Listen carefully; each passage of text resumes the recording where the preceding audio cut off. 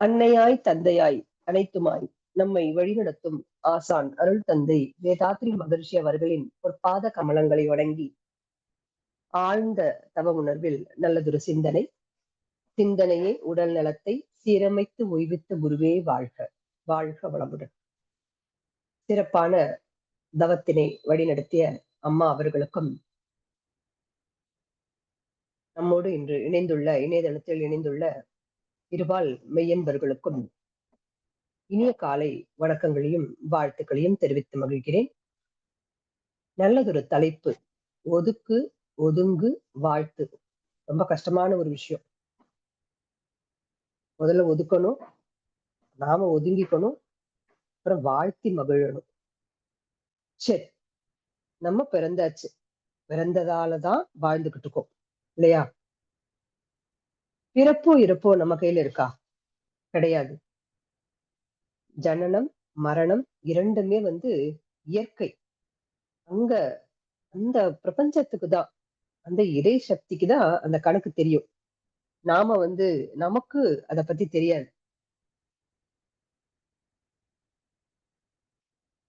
ஓ, சமீபத்துல எங்க குடும்பத்துல ஒரு 70 வயசு ஆகுது. நல்ல ஆக்டிவா அந்த மனிதர் தான். ஆர்மில இருந்தவங்க, டிஃபென்ஸ்ல ஒர்க் பண்ணவங்க.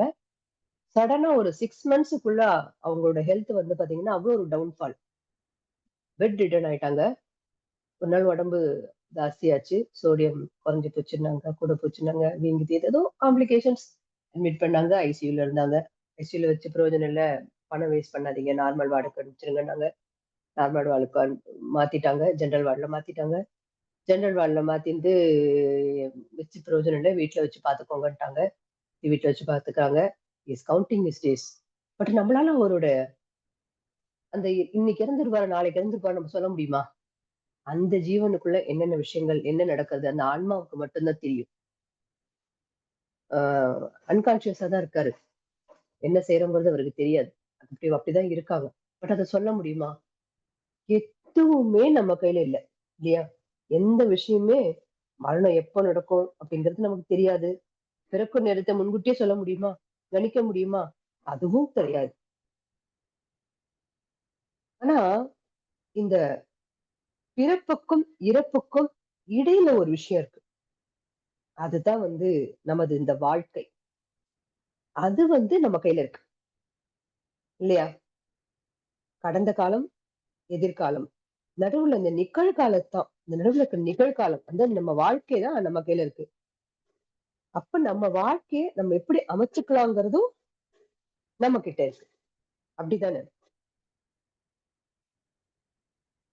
இந்த வாழ்க்கை நமக்கு எப்படி போய்கிட்டு இருக்கு? இந்த பிறப்புக்கு இருப்புக்கே நடுவில் இருக்க இந்த வாழ்க்கை எப்படி இருக்குன்னு பாத்தீங்கன்னா, மேடு பள்ளமா, அதாவது இன்ப துன்பம் நிறைந்துதான் இருக்கு. நம்ம இன்பத்தை அவ்வளோ ஒரு அனுபவிக்கிற இந்த மனதால துன்பத்தை மட்டும் கடந்து வரவே முடியறது கிடையாது. அந்த மனம் பெரும் அனுபவங்கள் தான் சொல்றாங்க, இன்பம் துன்பம் அமைதி பேரின்பம் அப்படின்ட்டு. சாமிஜி பாடல் கூட இருக்கு இல்லையா? இன்பமே இயற்கையிலே எதிலும் என்றும் எங்கும் நிறைந்துள்ளது.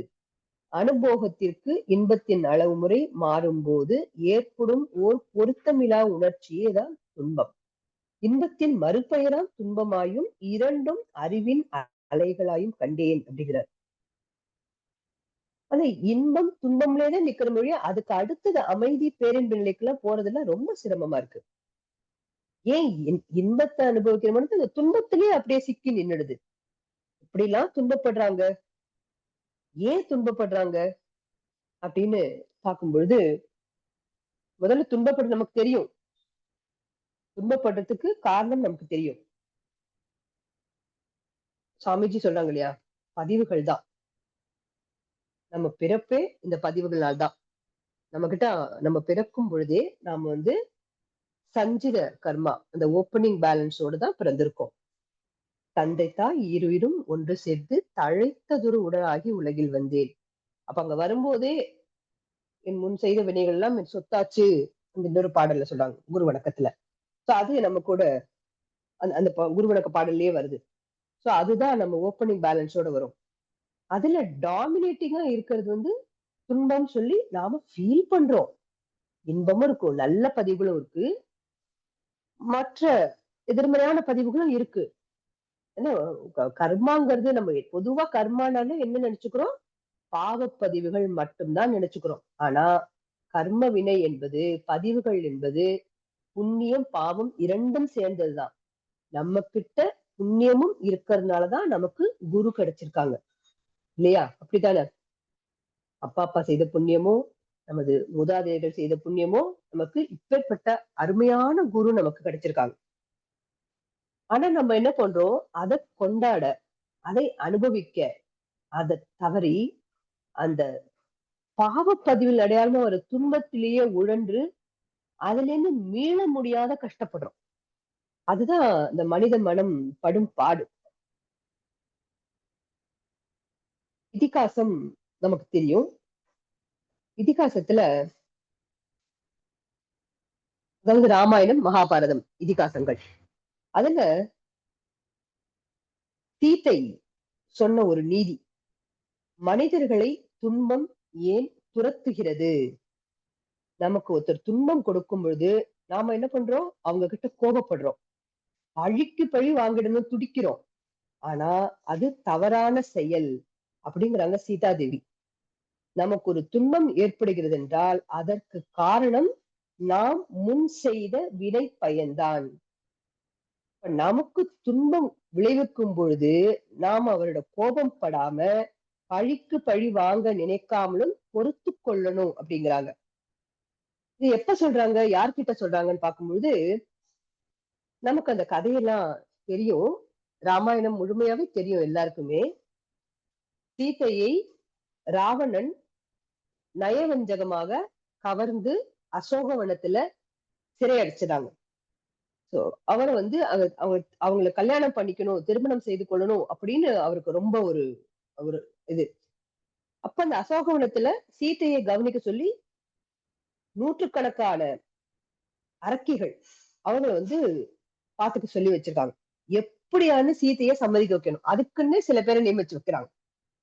சோ அந்த அரக்கிகள் வந்து எல்லாருமே வந்து சீதையை வந்து துன்பப்படுத்துறாங்க.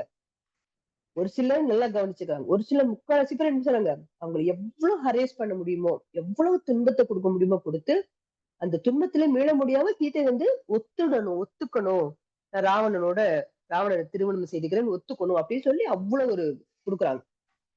ஆனா சீதாதேவி அவங்க வந்து அந்த தேவர்கள் சொன்ன இல்லையா, கற்புக்கரசி இல்லையா, முக்காலம் உணர்ந்த அவரும் ஒரு யோகி தான். சீதாதேவியும் ஒரு யோகி தான். அவங்களுக்கு நல்லா தெரியும் தான் படும் துன்பத்திற்கு காரணம் தனது வினை பயனே அப்படிங்கறத ரொம்ப உறுதியா நம்புறாங்க. ராவண சம்ஹாரம் முடிஞ்சிடுது, அந்த போரெல்லாம் முடிஞ்சிடுது. அசோகவனத்துல இருந்த சீதா பிராட்டியார வந்து அனுமன் வந்து இது மாதிரி முடிஞ்சாச்சு, ஸ்ரீராமன் வெற்றி வாகை சூடி விட்டார், ராவணன் மாண்டு விட்டான் அப்படின்னு சொல்லி வந்து சொல்றாங்க.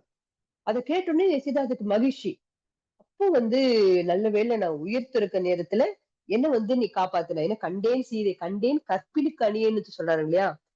கண்டேன் சீதையை வந்து அப்பவே வந்து உயிர்த்திருக்கிற நேரத்துல ஹனுமான் தான் வந்து ராமபிரான் வந்து உங்களை மீட்கிறதுக்கு அவர் தெரிஞ்சுட்டாரு, நீங்க ராவணன் தான் உங்களை கடத்தி கொண்டு வந்து வச்சிருக்கிறது, உங்களை அவர் கண்டிப்பா மீட்பாருன்னு சொல்லி கொடுத்த அந்த ஹோப், அந்த நம்பிக்கை தான் உயிரை கையில பிடிச்சிட்டு அந்த அம்மா இருக்காங்க. அப்போ நீதான் எனக்கு வந்து இது பண்ண, உனக்கு வந்து அப்பதான் வந்து சீதாதேவி அவங்களுக்கு சிரஞ்சீவியா இருக்கணும் வரம் கொடுத்திருக்காங்க. அதை விட அதிக சந்தோஷம் தரும் செய்தியை இப்ப எனக்கு கொடுத்திருக்க, உனக்கு என்ன வரம் வேண்டுமோ கேளு அப்படிங்கிறாங்க. அதற்கு அனுமன் சொல்றாரு, எனக்கு ஒரு வரமும் வேண்டாம், ஆனா நான் வேண்டிக்கிறது, நான் விரும்புவது ஒரு விஷயம்தான்.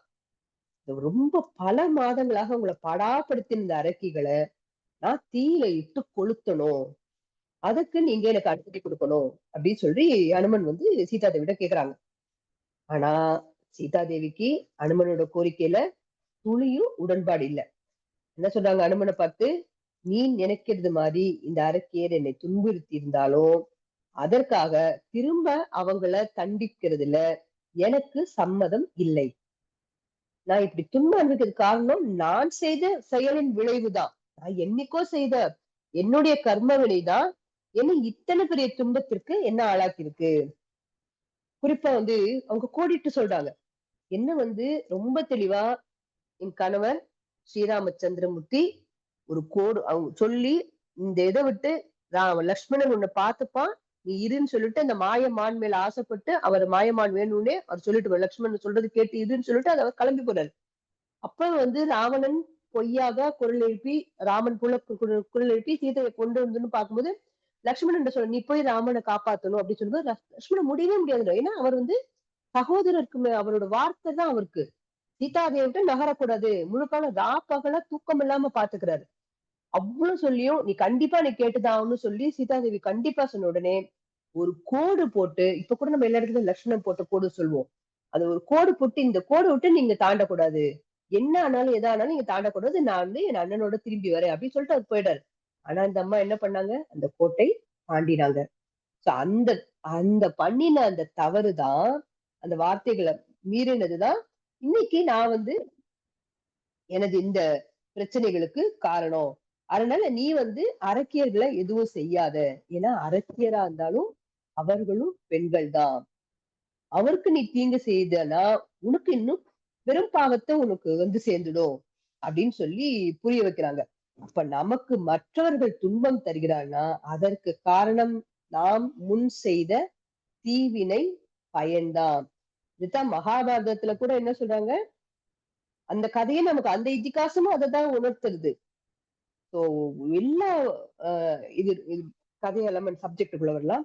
சோ எல்லா கதைகள் நன்னெறிகள் உணர்த்துறது எல்லாமே வினைப்பயனே தேகம் கண்டாய். சோ நமக்கு என்ன வருது, எல்லா துன்பத்திற்கும் நாம தான் காரணம். அப்ப சாமிஜி வந்து நமக்கு என்ன சொல்றாங்க, இப்ப துன்ப வயப்பட்டுட்டேன், துன்பத்துல துவளறோம், கஷ்டப்படுறோம் அப்படிங்கும்போது அதுல இருந்து விடுபடதான் நாம முயற்சி செய்யணும். அப்ப அதுக்கு என்ன செய்யணும், எப்படி எனக்கு இதுல ஒரு அழகான ஒரு பாடல் சாமிஜி கொடுத்திருக்காங்க. தன் குற்றம் குறைகள் தமை தன்னுள் ஆய்ந்து தான் கண்டு தனை திருத்தும் தகைமை வந்தால் ஏன் குற்றம் பிறர் மீது சுமத்தக்கூடும். ஏதேனும் கண்டாலும் மன்னித்தாலும் மேன்மைக்கே மனம் உயரும். பிறர் தவற்றால் மிக வருத்தம் துன்பம் அது வந்த போதும் நன்மைக்கேயாம் செய்த பாவம் போச்சு. நான் கண்ட தெளிவு இது நலமே பெற்றேன். எவ்வளவு பெரிய வார்த்தை, எவ்வளவு ஒரு அற்புதமான பாடல் இது. எனக்குள்ள குற்றம் குறைகள் இருந்ததுன்னா நான் முதல்ல ஆராய்ச்சி செய்யணும். என்னென்ன ஆராய்ச்சி செய்யணும், எனக்குள்ள பிரச்சனைகள் வந்ததுன்னா அது முதல்ல மனம் உடனே ஆராய்ச்சிக்கு ஈடுபடுத்திடணும். இப்ப ஆராய்ச்சி பண்ணும் பொழுது இதற்கான காரணம் ஆரம்ப புள்ளி நானாதான் இருப்பேன். ஒரு பேராசிரியர் சமீபத்துல ஒரு மூத்த பேராசிரியர் ஒருத்தர் பேசும்பொழுது ஒரு பிரச்சனை பத்தி பேசிட்டு இருந்தோம். பேசும்பொழுது 2 சைடுமே பிரச்சனை இருக்கும்போது நான் வந்து அதர் சைடு நான் பார்க்க மாட்டேன். என்னோட சைடு நான் என்ன தவறு செய்திருக்கேங்கிறதா நான் யோசிப்பேன். எந்த இடத்துல நான் தவறினேங்கிறதா. ஆனா ஆராய்ச்சி பண்ணும்போது அவர் மேல தவறே கிடையாது. ஆனாலும் என் முன்வினை பயனாலதான் எனக்கு இந்த பிரச்சனை அப்படின்னு சொல்லி ரொம்ப பெரிய ஒரு தெளிவு கொடுத்தாரு அவர். அப்ப நான் ஒருத்தர் எனக்கு கஷ்டம் குடுக்குறாங்கன்னா, நான் ஏன் அவங்கள பழி வாங்கணும்? நம்ம ஏன் அவங்கள பழி வாங்கணும்? நாம ஏன் அவங்கள கோபிக்கணும்? நம்ம ஏன் அவங்க மேல ஒரு ஒரு ஒரு பகைமையும், ஒரு வெறுப்பையும் குடுக்கணும்? ஏன்னா, எனக்கு துன்பம் வருவதற்கு காரணம் நான் தான். எனது வினைப்பயன் தான் என்னை துன்பப்பட வைத்திருக்கு. அப்ப வச்சிருக்கும்போது, பிறர் மேல் நமக்கு வருத்தப்படுறதுலயோ, கோபப்படுறதுலயோ என்ன பயன் இருக்கு? இல்லையா? இப்போ ஒரு கடவுளுக்கும், மனிதனுக்கும் நடந்த ஒரு உரையாடல் மாரி ஒரு ஒரு அழகான ஒரு ரீல்ஸ் பார்த்தேன். உங்க கூட பகிர்ந்துக்கிறேன். மனுஷன் வந்து கடவுள்கிட்ட கேட்கிறான். இறைவா, என்னோட வலிய அவங்க புரிஞ்சுக்கவே இல்ல. நான் ஏன் அவங்கள மன்னிக்கணும்? ஏன்னா வலி படுறது நானு, வேதனைப்படுறது நானு, கஷ்டப்படுறது நானு. என்ன வந்து அவ்ளோ காயப்படுத்தியிருக்காங்க. அப்ப எனக்கு நான் எவ்வளவு கஷ்டப்படுறேங்கிற புரிதலே அவங்களுக்கு இல்ல. அவங்க என்ன எனக்கு செஞ்சாங்கங்கிற புரிதலும் அவங்களுக்கு இல்ல. அப்ப கடவுள் சொல்றார், சரி மனிதா, அவங்க அப்படி என்ன காயப்படுத்தினாங்க, அவங்க காயப்படுத்தினதுனால அந்த மனிதர்கள் உன்னை காயப்படுத்தியதால் வலியை அனுபவிப்பது யார் அப்படின்னு கேக்குறார். அப்ப மனிதன் சொன்னா நான் தான் வலி அனுபவிக்கிறேன் அப்படிங்கிறான். அப்ப யாருக்கு, அதாவதுங்க, நம்ம எல்லாம் வந்து மாசம் மாசம் ப்ரொவிஷன் எல்லாம் வாங்குறோம்ல. அப்போ வந்து ஒரு பருப்பு வாங்குறோம்னு வச்சுக்கோங்களேன். இப்போ ஏதோ ஒரு ப்ரொவிஷன் வாங்குறோம். அப்போ வந்து ஒரு ஒரு ஒரு ஒரு வீட்டுக்கு ஒரு 2 கிலோ, 3 கிலோ ஆகுதுன்னு வச்சுக்கோங்க. அப்போ வந்து நமக்கு டெய்லி சமையல் பண்றோம். அந்த இருப்பு குறையறது. இல்லையா? 3 கிலோல 2 கிலோ யூஸ் பண்ணிடுறோம். மாசம் பொறக்க போறது. ஒரு 1/2 கிலோ தான் பாக்கி இருக்கு. நம்ம என்ன பண்றோம்? திருப்பி ரீஃபில் பண்ணுவோம் தானே! திரும்ப நம்ப இன்னும் 2 கிலோ அந்த மாசம் லிஸ்ட் போட்டு வாங்கி வச்சுருவோம். ஒண்ணு குறையும்போது அத ரீஃபில் பண்ணி வைப்போம் இல்லையா? அப்படித்தானே? அப்ப அதே மாதிரி என்னை என் அமைதியை அவர்கள் கெடுக்கிறார்கள். இது ஒரு சின்ன லாஜிக் தான் பாருங்க. எனக்குள்ள ஒரு 100% நான் அமைதி வச்சிருக்கேன். இல்ல 80% அமைதி இருக்குங்க. மற்றவர்கள் எனக்கு துன்பத்த குடுத்து, என்கிட்ட இருந்து ஒரு 40% அமைதிய அவங்க எடுத்துட்டாங்க. அந்த 40% வந்து வலியினால் நிரம்பியுள்ளது. என்னை காயப்படுத்தியதால், அந்த அந்த 40% வந்து வலியினால நிரம்பி இருக்கும் பொழுது, அந்த நிரம்பியுள்ள அந்த வலியை வெளிய போட்டுட்டு, நம்ம அங்க எதால நிரப்பணும்? அமைதியினால, நிம்மதியினால, நிறைவுனால நிரப்பணும். அப்ப அதுதான் இந்த கான்வர்சேஷன்ல வருது. அப்ப என்ன சொன்னாங்க? அவங்க காயப்படுத்திருக்காங்க, வலிய குடுத்திருக்காங்க. யார் அனுபவிக்கிறாங்க வலிய? அப்படின்னு கடவுள் கேட்கிறாரு. மனிதன் சொல்றாரு, நான் தான் அனுபவிக்கிறேன். அப்போ யாருக்கு மன அமைதி வேணும்? ஹூ டிசர்வ்ஸ் பீஸ் அப்படின்னு ரொம்ப அழகா அந்த இங்கிலீஷ்ல இருந்தது. Who deserves peace? எனக்குத்தான் அமைதி வேணும் அப்படின்னு மனிதன் தெளிவா சொல்றான். அப்ப அதற்கு பொருள் அவங்க செய்யறதெல்லாம் சரின்னு அர்த்தம் இல்ல. அவங்க உன்னை காயப்படுத்துற அந்த விதம், அந்த பிரச்சனைகள்லாம் சரிங்கிறது அர்த்தம் கிடையாது. நீ இந்த வழியில இருந்து இந்த அவர்களை மன்னிப்பதன் மூலம் அவர்களை அதிலேருந்து என்ன கிடைக்கிறது அப்படின்னா இந்த வழியிலிருந்து இந்த துன்பத்திலிருந்து விடுபட வேண்டும். அதற்குத்தான் அவங்கள மன்னிக்கணும். மாறாக திரும்பவும் அவங்கள பழிவாங்குறது, அவங்க கிட்ட கோபத்தை காட்டுறது, அவங்க மேல ஒரு வெறுப்ப கொட்டினா நம்ம கிட்ட இந்த 80% நிம்மதியில ஏற்கனவே 40% போச்சுல்ல இன்னும் 20% வெளில போகும். ஏன்னா அந்த பதிவு நம்ம கிட்ட சேர்ந்துகிட்டே போகுது. ஆனா அவர் மனிதன் அப்பவும் கன்வின்ஸ் ஆகல. மனுஷன் என்ன சொல்றான்? அவர்கள் வருந்தவும் இல்ல, மன்னிக்கவும் கேட்கல. நான் எப்படியெல்லாம் வலி அனுபவிச்சேங்கிறத உணரவும் போறதில்ல. அப்படிங்கும்போது கடவுள் திரும்பவும் சொல்றாரு, மன்னிப்புங்கிறது அவர்களுக்கு அவங்கள நீங்க மன்னிச்சுட்ட அப்படிங்கிறது, நீ அவங்களுக்கு குடுக்குற ரிவார்டு கிடையாது. உன்னோட துன்பத்திலிருந்து விடுபடணும். இப்ப மனதில் அந்த துன்பத்த கேரி பண்றது, அந்த வலிய கேரி பண்றதுக்கு எதுக்கு சமமா? பாய்சன் குடிக்கிறதுக்கு சமமா. கொஞ்சம் கொஞ்சமா நம்மள வந்து அது கொன்னுடும். அதனால இது வந்து அப்ப திரும்பி மனிதன் கேட்கிறாரு.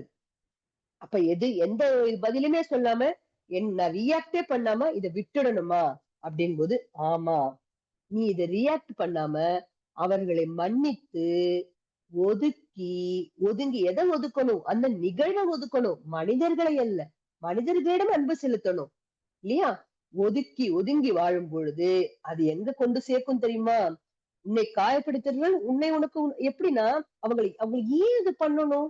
ஏன் அவங்கள மன்னிக்கணும்போது, நாம எந்த இடத்துல எனது வினைப்பயன் தேங்கி இருக்கு, எனது பாவ கர்மா நீங்காமல் இருக்கிறது என்பதை அவங்க உணர்த்தியிருக்காங்க. அறியாமையினால. அந்த பதிவு அவர்களுக்கு போய் சேருங்கிற அந்த உணர்வு இல்லாமல், அந்த ரியலைசேஷன் இல்லாம, அவர்கள் வந்து நமக்கு துன்பத்தை கொடுத்து, நமது வலியின் மூலமாக நமது பதிவுகள அவங்க டிரான்ஸ்ஃபர் பண்ணிக்கிட்டாங்க அவங்க அக்கவுண்ட்க்கு. அவங்க வாங்கிக்கிட்டாங்க. அப்படித்தானே? அப்ப நமக்கு எந்த இடத்துல இப்ப மகாபாரதம் திருப்பி இதிகாசத்துக்கே வரேன். மகாபாரதத்துல என்ன ஆச்சு? துரியோதனன் வந்து அவருக்கு வந்து எங்க மரணம் சொல்லி எங்க அடிச்சா அவருக்கு மரணம்? நான் ஃபுல்லா கதைக்கு போல. மேலோட சொல்றேன். எங்க அடிச்சா மரணம்? தொடையில வந்து பீமன் கதையால அடிச்சாதான் அவருக்கு மரணம். ஏன்னா வந்து அவர் அது அது எதோட வினைப்பயன் அது? அந்த இதுல சதுரங்க ஆட்டத்துல பாண்டவர்கள் தோற்ற பொழுது அப்ப என்ன சொல்றாரு அவர்? அவரு துச்சாதனனை விட்டு, அவரோட சகோதரனை விட்டு, அவரு பாஞ்சாலிய இழுத்துக்கிட்டு வா. அழைச்சிட்டு வா கூட சொல்லல. அண்ணி அவங்களுக்கு. ஆனாலும் இழுத்துட்டு வந்து என் மடி மேல் அமரவை அப்படின்னாராம். அந்த அந்த அந்த வார்த்தை மடி மேல் அமரவைங்கிறது எவ்வளவு பெரிய ஒரு அண்ணிங்கிற தாய்க்கு சமம் இல்லையா? அடுத்த அம்மா. அம்மாவுக்கு அடுத்தது அண்ணிதான். அப்ப அந்த அதே இடத்துலதான் அவருக்கு அந்த அவருடைய மரணமும் அங்கதான் நிர்ணயிக்கப்பட்டது. இயற்கையினும் அந்த பிரபஞ்சத்தால நிர்ணயிக்கப்பட்டது. அப்போ என்ன செயல் செய்யறோமோ விளைவு நிச்சயம். அப்படிதான் இல்லையா? அப்போ அப்போ நமக்கு காயப்படுத்தினவங்க, நமக்கு நம்மளை துன்பம் கொடுத்தவங்க என்ன பண்றாங்க? அவங்கள மன்னிக்கிறதுங்கிறது அவங்களால கூட செய்ய முடியாத காரியம். நாம உயர்ந்திருக்கோம். அவர்களை மன்னிப்பதன் மூலமாக நாம உயர்ந்து இருக்கோம். அதனால இது அப்போ திரும்பவும் மனிதன் கன்வின்ஸ் ஆக, ஆனா எனக்கு வலி அதிகமா இருக்கு. மனுஷன் ரொம்ப கஷ்டமா இருக்கு எனக்கு அப்படிங்கிறாங்க. கண்டிப்பா வலிக்கும். ஆனா ஒரு விஷயம் சொல்றேன். இந்த வலியை விட அந்த அமைதியின் ஆதிக்கம், அதாவது அந்த பீஸ் டாமினேட் பண்ணும்போது, அதிகமாகும் போது நாம பேரறிவோடு இணைகிறோம். அந்த பரம்பொருளோடு இணைகிறோம். இந்த வலியே சுமந்து கொண்டு மனிதரோடு மனிதராக அந்த இச்சையோடு அந்த ஐம்புலன் உணர்வோடு அந்த எதிர்மறையான எண்ணங்களோடு, எதிர்மறையான அதிர்வுகளோடு நாம திரும்பவும் அவங்க என்ன காயப்படுத்திட்டாங்க, நான் திருப்பி அவங்கள பழி வாங்குவேன். இல்ல அவங்க முகத்துல முடிக்க மாட்டேன். அவங்க கிட்ட பேச மாட்டேன். அவர்களோட இது அந்த மாதிரி ஒரு பகைமை மனதுல வைத்து அந்த வெறுப்பை மனதுக்குள்ள வைக்கும் பொழுது இந்த ஆன்மாவுக்கு விடுதலை என்பது இன்னும் தள்ளி போகிறது. இன்னும் தள்ளி போகிறது. இந்த ஆன்மா விடுதலைக்கான வாய்ப்பே இல்லாத போறது. இன்னும் தள்ளி போறது. ஆனா அவர்களை மன்னித்து விட்டு ஒதுங்கி, ஒதுக்கி, எதை விட்டு ஒதுங்கணும்? அந்த நிகழ்வை விட்டு ஒதுங்கணும். ஒதுக்கணும். எதை ஒதுக்கணும்? அந்த கசப்பான உணர்வுகளை ஒதுக்கணும். ஒதுக்கி வாழ்த்தும் பொழுது மன நிறைவு கிடைக்கிறது. மனம் ஒரு அமைதி நிலைக்கு வருது. இன்பம், துன்பம் கடந்து அமைதி நிலைக்கு உயரும் பொழுது என்ன நடக்குதுங்க? பூரணத்துவத்தை நோக்கி நம்ம போறோம். அப்ப அந்த பீஸோட டாமினன்ஸ் அதிகமா வருது.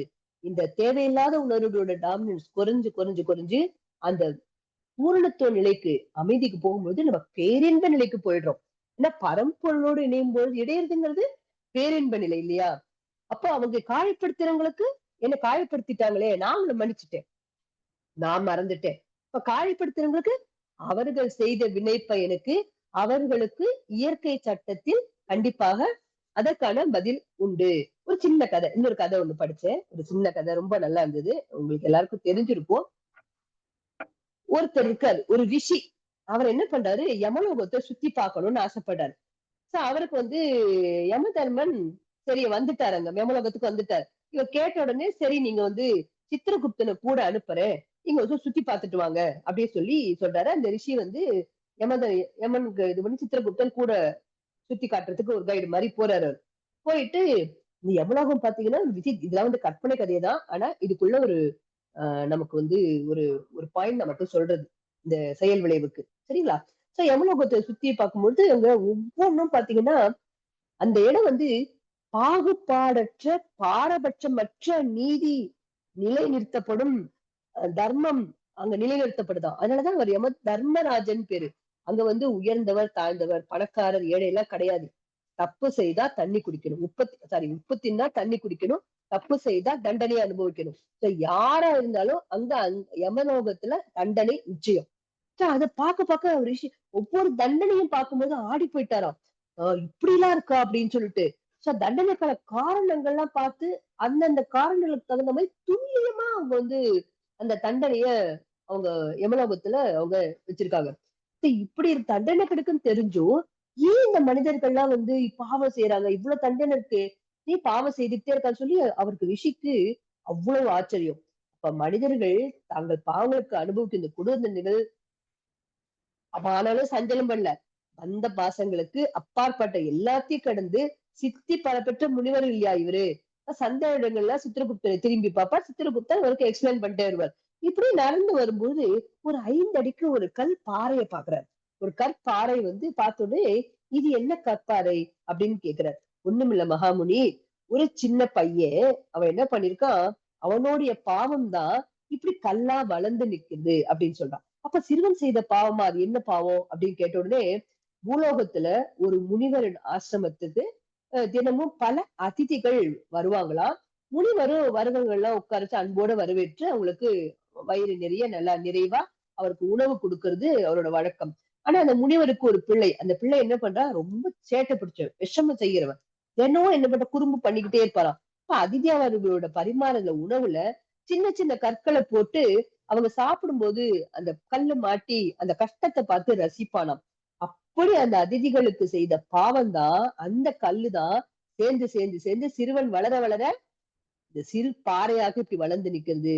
சோ விதி முடியும் நேரத்துல அந்த யமலோகத்துக்கு அந்த சிறுவன் வரும்போது இந்த பாறையை அவன் சாப்பிடணும். அவரை சாப்பிட வச்சாரு இல்லையா, திருப்பி இந்த கல்லாம் ஃபுல்லா வளர்ந்துட்டு அந்த பாறையை சாப்பிடணும். இதுதான் அவனுக்கான தண்டனை சொல்லி சித்திரகுப்தன் சொல்றாரு. அசந்து போயிட்டாராம். திருப்பி மெதுவா நடந்துக்காரு. சிறுவன் யாருன்னு தெரிஞ்சுக்கணும்னு அவருக்கு ஒரு ஆசை. சரின்ட்டு என்ன பண்றாரு, ஆனா இது எங்கேயோ பார்த்தா மாதிரி இருக்குன்னு நிழல் ஆடுறது இந்த இன்சிடென்ட் அவருக்கு. அதோட யோசிச்சு தன்னோட ஞான திருஷ்டியில பாக்குறாரு. அவர் அதிர்ந்து போயிட்டார். ஏன்னா அந்த சிறுவனே அந்த முனிவர் தான். அப்ப அவர் சின்ன வயசுல விளையாட்டா செய்தது இன்னைக்கு அப்ப தன் தவற உணர்ந்துறாரு. சொன்ன உடனே நான் முக்தி பெற்று இறைவனிடம் சேர விரும்புறேன். அதற்கு தடையாக இந்த கல் இருக்கும். எனவே இந்த ஜென்மத்திலே இந்த பாவத்தையும் போக்குறேன்னு சொல்லி கொஞ்சம் கொஞ்சமா இந்த கல்லை தின்னு நான் ஜெரிச்சிருன்னு சொல்லி பண்றாங்க. இது அவர்தான். இது வந்து நிஜத்துல நடந்த கதை. அதாவது எவ்வளவுங்கிறதுலாம் கற்பனை நமக்கு வேதாத்திரி விளக்கியிருக்காங்க. அந்த அந்த முனிவர் பேரு வந்து சிலாதர் அப்படிங்கிற முனிவர். நம்ம கூகுள்ல சர்ச் பண்ண தெரியும். சிலாதர், அந்த முனிவர் பேர் சிலாதர். எத்தனை சக்தி பெற்றவரா இருந்தாலும், எண்ணற்றதம் ஞானம் பெற்றவரா இருந்தாலும், ஒருவர் பிறருக்கு செய்யும் தீமை அவரை சும்மா விடாது. பெரும் கர்மவினையாக வளர்ந்துகிட்டே போகும். மொத்தமா திரும்ப கிடைக்கும். சோ கர்மவினை உன்னை அனுபவிச்சுதான் ஆகணும். அதனால வந்து இந்த துன்பங்களை அப்ப இதுல இருந்து விடுபடுறதுக்கு நாம ஒருத்தருக்கு நமக்கு பாவம் செய்தவங்களுக்கு நாம திரும்ப துன்பம் கொடுப்பதற்கு நாம் யார் இல்லையா? நம்ம துன்பம் கொடுத்து நமக்கு என்ன கிடைக்க போறது? ஒருத்தவங்களை கோபப்பட்டு வருத்தப்பட வச்சு நமக்கு என்ன கிடைக்க போறது? ஒண்ணும் கிடைக்க போறது இல்ல. அதுக்கு பதிலாக மனதார வாழ்த்தி அவர்களை மன்னித்து அறியாமல் செய்த பிழை அப்படின்னு சொல்லி அவர்களை இது என்னுடைய கர்மவினைதான் அவர்கள் என்னை துன்பப்படுத்துவதற்கு தூண்டியது அப்படிங்கிற அந்த ரியலைசேஷன் அதுதான் சுவாமிஜி நமக்கு எடுத்து சொல்லியிருக்காங்க. வாழ்த்தும் போது எப்படி வாழ்த்தணும்? அறிவினிலே சிறந்தோங்கி நீங்கள் வாழ்வீர், அணுவும் அதன் இயக்கமும் போல் பிரிவு இன்றி நெறியினில் பிறரால் நீங்கள் வாழ்வீர், நீல உலகும் அதன் கவர்ச்சி ஆற்றலும் போல் வறியோர்க்கு வாழ்வளிப்பீர், உள்ளம் ஒன்றி வறுமையின்றி சூரியனும் ஒளி போன்று சிறியவரும் பெரியவரும் நலமே காணும் சிறப்புடனும் பல்வளமும் பெற்று வாழ். இது வந்து ஒரு தம்பதியருக்கு சொன்ன வாழ்த்துனா கூட இதுல இருக்கிற வாழ்த்துக்கள்லாம் அவ்வளவு அருமையா இருக்கு. அதனால இந்த பாடல் எடுத்தேன். அது மாதிரி நிறைவாக மன நிறைவோடு வாழ்த்த வாழ்த்த வாழ்த்த வாழ்த்த அவங்க துன்பம் கொடுத்தவர்கள் கூட அவர்களுக்குள் உணர்ந்து தன்னை மாற்றிக்கொண்டு நம்ம அப்ப என்ன பண்ணணும்? யார் துன்பம் கொடுத்தாலும் அந்த துன்பம் வரும்போதே அவங்களுக்கு நமக்கு ஒரு சங்கடம் வரும்போதே அவங்கள வாழ்த்த ஆரம்பிச்சிடணும். இப்ப எந்த ஒரு இதுவுமே நம்ம வந்து எந்த சங்கடத்தையுமே நம்ம கேரி பண்ணக்கூடாது. நம்மளுடைய கர்ம வினை பயன் காரணத்தினால்தான் நாம் அனுபவிக்கிறோம் அப்படிங்கிற அந்த ஒரு புரிதலோடு அவர்களை மனதார வாழ்த்தி மன்னித்து வாழ்த்தி அவர்களை வாழ்த்தும் பொழுது முதல்ல நம்ம அந்த பலனை அனுபவிக்கிறது நாம் தான்.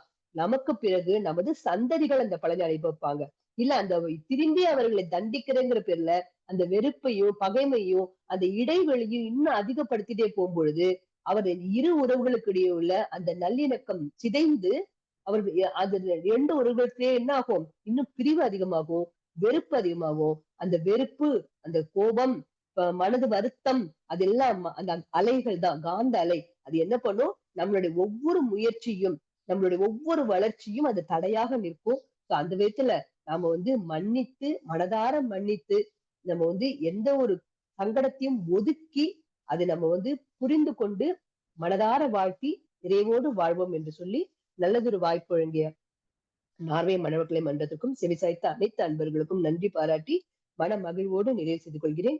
இறை பேராற்றலுக்கு நன்றி, குரு மகானுக்கு நன்றி. வாழ்க வளமுடன்.